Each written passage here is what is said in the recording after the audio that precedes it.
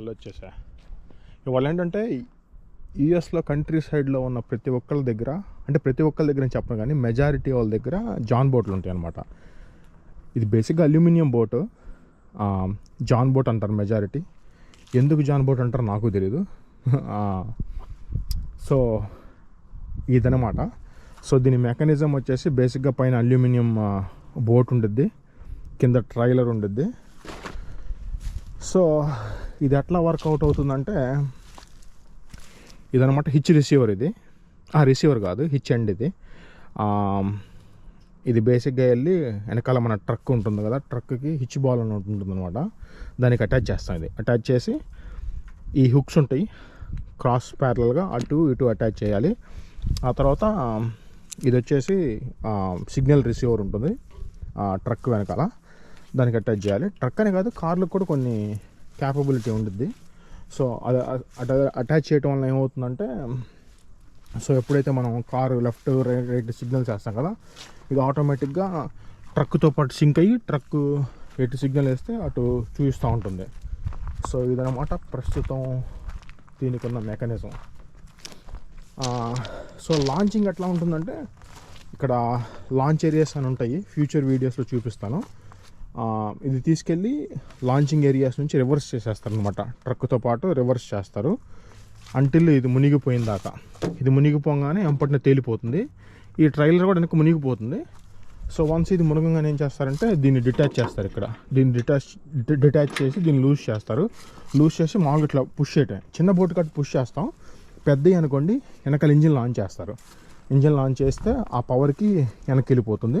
So once boat వాటర్లోకి వెళ్ళిపోగానే ఆ ట్రైలర్ హుక్ చేసి ఉంటుంది కదా ట్రక్కి, ముందుకు లాగేస్తే ఇది వచ్చేస్తుంది. అది అగైన్ ఫ్యూచర్ వీడియోస్లో చూపిస్తాను ఎట్లా డిప్లాయ్ చేస్తాను దీని అనేది. సో ఇది సింపుల్ మెకానిజం. ఫస్ట్ బోట్ కొనేటప్పుడు మనకి ఇది ఒకటే వస్తుంది అల్యూమినియం. ఇది మన చాయిస్ అనమాట. ఇంజిన్ ఏదైనా పెట్టుకోవచ్చు. ఇక్కడ యూఎస్లో ప్రస్తుతానికి ఫేమస్ వచ్చేసి మెర్క్యూరీ, కానీ దీని మీద ఉంది నిసాన్ ఉంది ఇది. సో ఇది సపరేట్గా కొనాలి. అగైన్ ఇదంతా కస్టమైజ్ ఫిట్టింగే, ఇదంతా సీట్లు సపరేట్గా కొనుక్కోవాలి అమెజాన్ నుంచి కానీ ఎక్కడి నుంచి కానీ. ఓన్లీ హాల్ వస్తుంది నీకు అంతే. ఇప్పుడు మన ఇండియాలో లారీలు కొంటాం కదా, లారీలు కొన్నప్పుడు వెనకాల ఏమి పెట్టి ఉండదు చూసారా. సో సేమ్ సిమిలర్గా అంతే వస్తుంది, ఇంజిన్ ఉండదు,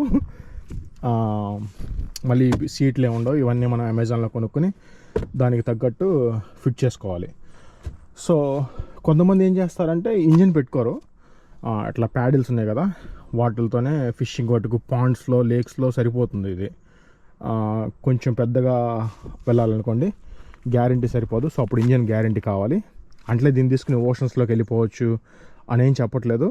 బ్యాక్ వాటర్స్ ఉంటాయి చూసారా, ఓషన్స్ నుంచి వచ్చే కట్ అయ్యే పాయలు లాగేది అంటారు కదా, వాటికైతే పెద్ద ప్రాబ్లం లేదు.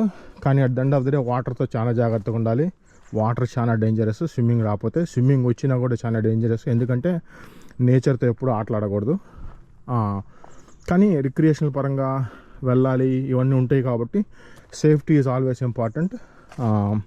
లైఫ్ జాకెట్, ఈ ఫ్లోటింగ్ బబుల్, ఇంకా కొన్ని ఉంటాయి. నేను అవుట్డోర్కి వెళ్ళేటప్పుడు తీసుకెళ్తాను, మామూలుగా ఇప్పుడు దీంట్లో పెట్టలేవు.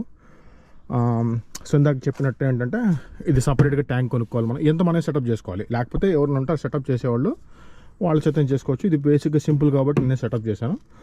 ఇది ట్యాంక్ సపరేట్గా కొనుక్కోవాలి. సో బేసిక్గా ట్యాంక్ ఉంది, ట్యాంక్ నుంచి ఫ్యూయల్ పైప్ లైన్ పోతుంది. అక్కడ నుంచి ఇక్కడ ఏంటంటే ఫ్యూయల్ ఫిల్టర్ అయ్యిద్ది అనమాట. ఇది మొత్తం ఫ్యూయల్ ఫిల్టర్ అయిపోతుంది అక్కడ నుంచి దీనికి వెళ్ళిపోతుంది. సో దీన్ని స్టార్ట్ చేసేటప్పుడు ఏం చేయాలంటే ఖచ్చితంగా వీటికి మెకానిజంలు అట్లా ఏమి ఉండవు కాబట్టి ఇది బిల్జ్ పంప్ అంటారు. బేసిక్గా 2 సార్లు స్క్వీజ్ చేసామంటే ఇంజిన్లోకి అదే ఫ్యూయల్ ప్రెషర్ పోయి ఇంజిన్లోకి ఆయిల్ అందుద్ది. వన్స్ ఇంజిన్ ఆన్ అవగానే ఫ్యూయల్ ప్రెషర్ బిల్డ్ అయిపోతుంది కాబట్టి ఆటోమేటిక్గా తీసుకునేది. మాటికి నువ్వు అది చేయాల్సిన అవసరం లేదు. సో దీనికి సెల్ఫ్ స్టార్ట్ ఉంది, కాకపోతే బ్యాటరీ మొత్తం డౌన్ అయిపోయి అట్లా ఉంది. సో బ్యాటరీస్ అక్కడ అరేంజ్ చేశాను.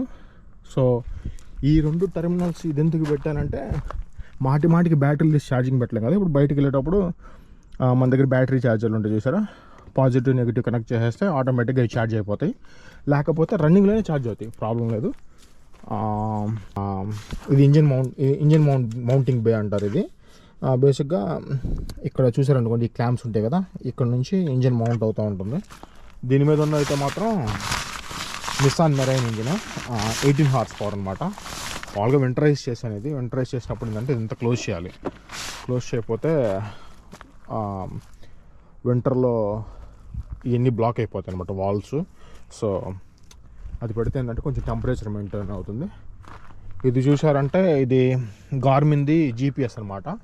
సో బేసిక్గా ఇది వాటర్ సెన్సర్. ఇక్కడ నుంచి డేటా మొత్తం దీనికి వెళ్తూ ఉంటుంది. సో ఫిష్ ఫైండర్ ఉంటుంది దీనిపైన. ఇదేంటంటే సోనార్ వేవ్స్ ఏదో ఉంటుంది, మొత్తానికి కరెక్ట్గా తెలీదు. ఆ వేవ్స్ని వాటర్లోకి బీమ్ చేస్తుంది అనమాట. బీమ్ చేసి ఫిష్ ఫైండింగ్ అది మొత్తం చేస్తూ ఉంటుంది ఇక్కడ. సో బేసిక్గా ఇక్కడ ఎంత డెప్త్లో ఉన్నాం, ఏంది కథ, నావిగేషన్ ఇదంతా బ్యాటరీ డౌన్ అయిపోయినట్లుంది. సో ఇక్కడ మొత్తం డిస్ప్లే అయినప్పుడు మాకు తెలిసిపోయింది. వీటికి ఏం చేశానంటే ఇంకా అక్కడ స్విచ్ బాక్స్ అవన్నీ అరేంజ్ చేసి, అంటే నా ఫ్రెండ్ ఉన్నాడు అనమాట ఒకడు, వాడికి తెలుసు కొంచెం, వాడి దగ్గర కొంచెం గైడెన్స్ తీసుకుని ఇవన్నీ పెట్టాను. సో ఇది వచ్చేసి లైట్ అనమాట. బేసిక్గా నైట్ టైం ఫిషింగ్ వెళ్ళినప్పుడు కూడా పెద్ద ప్రాబ్లం లేకుండా లైట్ ఇది.